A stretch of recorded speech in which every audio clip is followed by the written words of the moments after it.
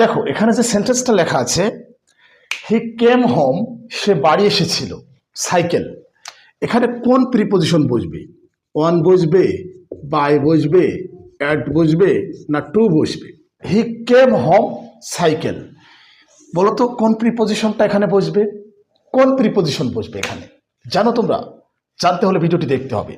দেখো খুব easy question. এই ধরনের প্রশ্ন কিন্তু স্কুল কলেজ নিবন্ধন পরীক্ষায় আসে, কাজে তোমাদেরকে প্র্যাকটিস করতে হবে।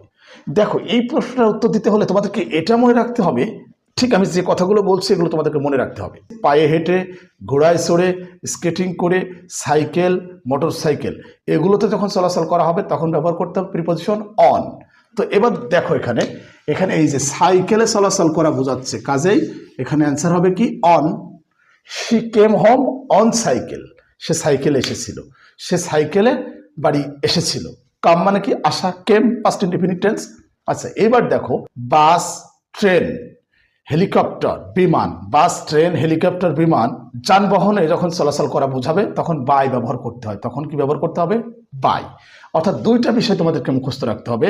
যানবাহন, বাস, ট্রেন, হেলিকপ্টার, বিমান, এগুলোতে যখন চলাচল করা বোঝাবে তখন ব্যবহার করতে হবে কি? বাই।